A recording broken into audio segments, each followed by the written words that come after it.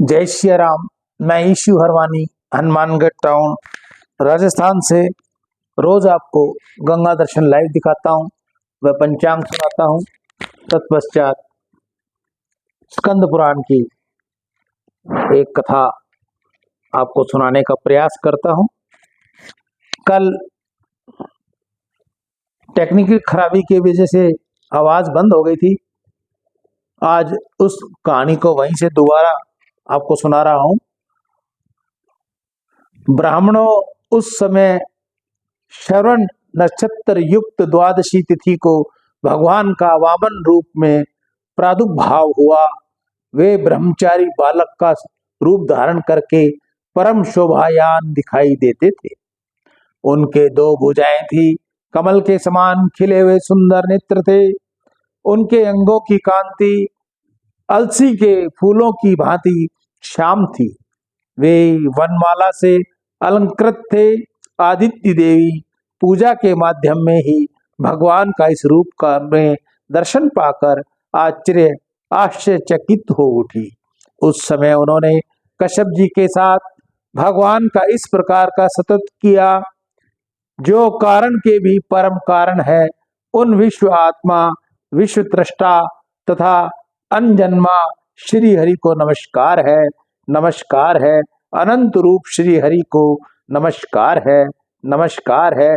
जिसका परम धाम अनंत है तथा जो साक्षात परम आत्म रूप है, उन भगवान को नमस्कार है। वह सच्चिदानंद में परमात्मा देव पर आप पर अपर तथा ज्ञानवान सबके आत्मा है, आपको नमस्कार है। परावर्तम आपका स्वरूप सबसे श्रेष्ठ है। आपका बोध कभी कुठित नहीं होता। आपको बारंबार नमस्कार है। इस प्रकार आदित्य द्वारा स्तुति की जाने पर देवताओं के पालक भगवान विष्णु देव माता आदित्य से बोले, देवी, मैं तुम्हारी उत्कृष्ट तपस्या से संतुष्ट होकर इसी शरीर से देवताओं का कार्य सिद्ध करने के लिए प्रकट हुआ हूँ। भगवान का वचन सुनकर आदित्य ने कहा, भगवान महाबली असुरों ने देवताओं को परास्त कर दिया है। जनार्दन, अब सभी देवता आपकी शरण में आए हैं। आप उन शरणागतों की रक्षा करें। संतों के आश्रय तथा वैकुंठ धाम के स्वामी एकमात्र हरि ने आदित्य की बात सुनकर तथा देवताओं और राजा बलि की सारी चेष्टाएं जानकर मन ही मन विचार किया कि आज मुझे कौन सा कार्य करना चाहिए जिससे देवताओं को विजय प्राप्त हो और प्रधान दैत्यों को भी हार खानी पड़े।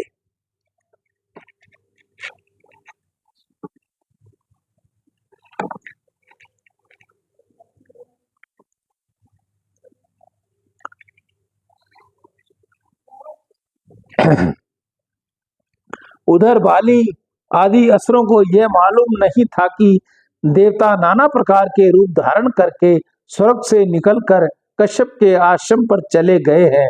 उस समय दैत्यों ने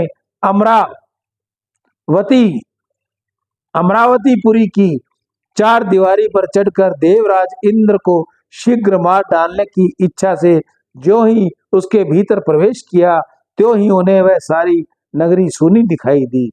तब शुक्राचार्य ने महाभिषेक की विधि से असुरों द्वारा घिरे हुए राजा बलि को इंद्र के सिंहासन पर अभिषिक्त कर दिया। इस प्रकार स्वर्गलोक के राज्य पर प्रतिष्ठित हुए विरोचन कुमार बलि वहां की उत्तम विभूति के द्वारा महेंद्र से भी अधिक शोभायान हुए।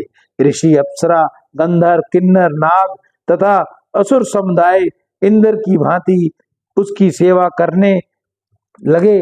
संपूर्ण प्राणियों में दान की दृष्टि से राजा बलि ही सबसे बढ़कर दान दाता है। याचक जिन जिन कामनाओं को प्राप्त करने की इच्छा करते, दानवराज बाली संपूर्ण याचकों को वही वस्तु प्रदान करते थे। शौनक जी ने पूछा, महाभाग सूत जी, देवराज इंद्र तो स्वर्ग में रहकर कभी दान नहीं देते हैं, राजा बलि कैसे दाता हुए, ये सब यथार्थ रूप से बतलाइए। लोमश जी ने बोले, ब्राह्मणों, इंद्र पहले जन्म में यागिक याग याजिक रहे हैं। उन्होंने 100 अश्वमेध यज्ञों का अनुष्ठान करके अमरावतीपुरी का राज्य प्राप्त किया है। अब वे केवल भोग लोलुप रह गए हैं। अभिष्ट फल पाने के पश्चात इंद्र में कृपणता आ गई है। आज जो इंद्र है वह कभी कीड़ा हो सकता है तथा पहले का कीट इंद्र के रूप में उत्पन्न हो जाता है। इस विषय में दान से बढ़कर दूसरा कोई ऐसा साधन नहीं है। निष्काम दान से ज्ञान प्राप्त होता है और ज्ञान से मोक्ष, इसमें संशय नहीं है। अब वीरोचन पुत्र बाली ने पूर्व जन्म में जो कुछ किया था उसे सुनो। प्राचीन काल में देवताओं और ब्राह्मणों की निंदा करने वाला एक महापापी जुआरी था। वह सदा पराई स्त्रियों में आसक्त रहता था। एक दिन उसने कपट पूर्ण जुए के द्वारा बहुत धन जीता। फिर अपने हाथ से स्वास्तिक, पान का तिकोना बीड़ा बनवाकर वह गंध और माला आदि सामग्री जुटाकर एक वेश्या को भेंट देने के लिए वह उसके घर की ओर दौड़ा। रास्ते में उसके पैर लड़खड़ा गए और उसी समय वह पृथ्वी पर जा गिरा। गिरने पर क्षण भर के लिए उसे मूर्छा आ गई। जब मूर्छा दूर हुई तब पूर्व जन्म के किसी पुण्य के प्रभाव से उसके मन में सद्बुद्धि उत्पन्न हुई। जुआरी दुखी होकर खेद एवं वैराग्य को प्राप्त हुआ। मूर्ख और जुआरी होने पर भी उसने पृथ्वी पर पड़ी हुई गंध, पुष्प आदि श्रेष्ठ सामग्री को भगवान शिव की सेवा में समर्पित कर दिया। जीवन में केवल यही एक पुण्य उसके द्वारा संपन्न हुआ था। मृत्यु के बाद जब यमराज के दूत उसे यमलोक ले गए तब उस पापी से सबको भय देने वाले यमराज ने कहा, अरे मूर्ख, तू अपने पाप के कारण बड़े बड़े नरकों में यातना भोगने के योग्य है। उसने कहा, महाराज, यदि मेरा कोई पुण्य भी हो तो उसका भली भांति विचार कर लीजिए। तब चित्रगुप्त ने कहा, तुमने देहांत होने के समय पृथ्वी पर पड़े हुए कुछ गंध, पुष्प आदि को भगवान शिव के उद्देश्य से दान किया है। परमात्मा शिव की यह सामग्री समर्पित है। उस सत्कर्म के फल से तुम्हें 3 घड़ी के लिए इंद्र का प्रसिद्ध पद प्राप्त होगा। चित्रगुप्त की बात सुनकर जुआरी ने कहा, मैं सबसे पहले अपना शुभ कर्म भोगूंगा। उसके ऐसा कहने पर उदार बुद्धि वाले बृहस्पति जी ने संपूर्ण देवताओं के साथ तत्काल वहां आ पहुंचे और उस जुआरी को ऐरावत हाथी पर चढ़ाकर इंद्र भवन में ले गए। वहां पवित्र आत्मा बृहस्पति ने इंद्र को समझाया, पुरंदर, तुम मेरी आज्ञा से इस जुआरी को 3 घड़ी के लिए अपने सिंहासन पर बिठाओ। गुरु की बात मानकर इंद्र उदासीन भाव से राज्य छोड़कर अन्यंत्र चले गए। तदंतर जुआरी को देवराज ने भवन में पहुंचाया गया। तब जुआरी वहां दान करना आरंभ किया। महादेव के उन प्रिय भक्तों ने ऐरावत हाथी अगस्त को दे दिया। उसकी बुद्धि बड़ी उदार थी। उसने ऊंचे शर्वा नामक घोड़े विश्वामित्र को दे दिए। उसका महान यश फैला हुआ था। उसने कामधेनु गाय वशिष्ठ ऋषि को दे दी और चिंतामणि नामक रतन गलव मुनि को समर्पित कर दिया। उस महातेजस्वी दाताओं ने कल्पवृक्ष उठाकर कौंडिन्य मुनि को दे दिया। जुआरी होकर भी वह बड़ा भाग्यशाली था। उसने भगवान शंकर की प्रसन्नता के लिए वैसे वैसे अनेक प्रकार के रत्न ऋषि मुनियों को सहर्ष प्रदान कर दिए। जब तक 3 घड़ी पूरी नहीं हुई तब तक वह दान देता ही रहा। 3 घड़ी के बाद फिर उन्होंने सेवकों के साथ ही ले लिया।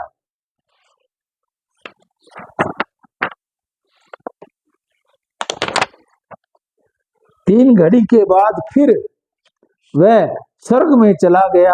इंद्र अमरावती के सिंहासन पर बैठकर बृहस्पति से इस प्रकार बोले, गुरुदेव, ऐरावत हाथी नहीं दिखाई देता। यही दशा उचवा श्रवा नामक घोड़े की भी है। परिजात आदि सभी पदार्थें किसने चुरा लिए? तब बृहस्पति जी बोले, जुआरी ने यहाँ आकर महान कर्म किया है। जब तक उसकी सत्ता रही उसके भीतर ही उसने आज ऐरावत हाथी आदि सभी वस्तुएं ऋषियों को दान कर दी हैं। बड़ी बड़ी भारी सत्ता हस्तगत होने पर जो सभी स्वाधीन होते हैं और प्रसाद में न पढ़कर सदा भगवान शिव के ध्यान में तत्पर रहते हैं, वे ही भगवान शंकर के प्रिय भक्त हैं। वह कर्म फलों का परित्याग कर केवल ज्ञान का आश्रय ले पर पद को प्राप्त होते हैं। बृहस्पति का यह वचन सुनकर इंद्र ने पूछा, आचार्य, अब हमारा क्या कर्तव्य है, ये शीघ्र बतलाने की कृपा करें। बृहस्पति जी ने कहा, इंद्र, अपनी समृद्धि के लिए ये सारी बातें प्राय यमराज से कहनी चाहिए। ठीक है। ऐसा कहकर देवराज इंद्र गुरु बृहस्पति के साथ सहसा वहां से चल पड़े। अपना कार्य सिद्ध करने की इच्छा से जब इंद्र संयमनीपुरी में पहुंचे तब यमराज ने उनका बड़ा सत्कार किया। इस समय इंद्र ने कहा, यमराज, धर्मराज, तुमने मेरे पद एक दुरात्मा जुआरी को दे दिया, किंतु उसने वहां पहुंचकर बहुत बुरा काम किया। तुम सच मानो, उसने मेरे सभी रत्न इन ऋषियों को दान कर दिए हैं। तुम सब जानते हो, फिर भी एक जुआरी को मेरा स्थान कैसे दे दिया? तब धर्मराज इंद्र से इस प्रकार कहा, तुम बड़े बड़े देवेश्वरों के राजा हो, बूढ़े हो गए हो, किंतु अभी तक तुम्हारी राज्य विषय का आसक्ति दूर नहीं हुई। केवल 100 यज्ञों का अनुष्ठान करने के एक ही जन्म के उपर्जित पुण्य का फल यहाँ तुमने प्राप्त किया, परंतु जुआरी ने तुम्हारी अपेक्षा महान पुण्य का उपार्जन किया है। अब धन लेकर या चरणों में मस्तक झुकाकर, विशेषतः अगस्त आदि सभी मुनियों की प्रार्थना करके तुम अपने ऐरावत हाथी रत्न प्राप्त करने चाहिए। बहुत अच्छा कहकर इंद्र अपनी अमरावतीपुर को चल गए। वहां जाकर संपत्तिशालियों में सबसे श्रेष्ठ इंद्र ने बहुत धन देकर ऋषियों से अपनी वस्तुएं लुटाई। इस प्रकार अपने रत्न पाकर महा तेजस्वी इंद्र सची देवी के साथ अपनी पुरी में गए। यमराज ने जुआरी को पुनः जन्म दिया। वह अपने किसी कर्म विपाक से विमोचन का पुत्र हुआ। उस समय उसकी माता का नाम सुरुचि था। सुरुचि विरोचन की रानी थी। उसके पिता का नाम वृष प्रवा था। वह उदार मन वाला जुआरी तथा सुचि के गर्भ में आकर स्थित हुआ। तब से प्रहलाद कुमार विरोचन तथा सुरुचि का मन धर्म और दान में अधिक लगने लगा। उसी ने गर्भ में आकर माता पिता की मति बहुत ही उत्तम कर दी थी। वैसे बुद्धि बड़े बड़े मनीषियों के लिए भी दुर्लभ है। विरोचन का पुत्र जब गर्भ में था, उसी समय इंद्र दैत्यराज विलोचन को मारने की इच्छा से भिक्षुक ब्राह्मण का रूप धारण करके उसके घर गए और इस प्रकार बोले, राजन, तुम अपनी रुचि के अनुसार कुछ दान मिलना चाहिए। याचकी बात सुनकर विरोचन हंसते हुए कहा, विप्र, यदि आपकी इच्छा हो तो मैं इस समय अपना मस्तक भी दे सकता हूँ। इसके सिवा यह अपना अकटंक राज्य भी आपको समर्पित कर दूंगा। विरोचन की ऐसी कहने पर इंद्र सोच विचार कर कहा, महाभाग, मुझे अपना मुकुट मंडित मस्तक उतार कर दे दीजिए। ब्रह्म रूपधारी इंद्र के ऐसा कहने पर प्रहलाद पुत्र विरोचन ने बड़ी प्रसन्नता के साथ अपने ही हाथों से अपना मस्तक काटकर शीघ्रता पूर्वक इंद्र को दे दिया। आर्त प्राणियों को अपनी शक्ति के अनुसार ही कुछ दिया जाता है। वह दान महान पुण्य का हेतु होता है, उसका फल अक्षय बताया जाता है। तीनों लोकों में दान से बढ़कर दूसरी कोई वस्तु नहीं है। विरोचन का यह दान दैत्य, नरेंद्र तथा नाग इन तीनों के लोकों में प्रसिद्ध होकर पूर्व जन्म का वह जुआरी ही विरोचन का महातेजस्वी पुत्र हुआ। पिता के मरने पर जब उसका जन्म हो गया तब उसकी पतिव्रता माता ने अपना शरीर त्याग दिया और वह तत्काल पति लोक को चली गई। शुक्राचार्य ने उसी पुत्र को पिता के सिंहासन पर अभिषिक्त किया। वही महा यशस्वी कुमार लोक में बाली के नाम से विख्यात हुआ। सियावर राम जय जय राम, मेरे प्रभु राम जय जय राम। जय मंगल भवन अमंगल हारी, द्रवहु सो दशरथ अजिर बिहारी। दीन दयाल विरोध संहारी, हरहु नाथ मम संकट भारी। इसके आगे का प्रसंग हम आपको कल सुनाएंगे। आज कथा का यही विश्राम। मैं ईशु हरवानी हनुमानगढ़ टाउन राजस्थान से रोज आपको गंगा दर्शन लाइव दिखाता हूँ, वह पंचांग सुनाता हूँ। तत्पश्चात आपको स्कंद रामायण की कुछ कथा सुनाने का प्रयास करता हूँ। कथा सुनाते हुए शब्दों में बहुत मुझसे त्रुटि होती है, ये मुझे भी मालूम है, पर मैं आप सभी को श्री राम स्वरूप समझकर आपके आगे दंडवत होकर मैं आप सभी से क्षमा चाहूंगा। मुझे आप सभी क्षमा करें।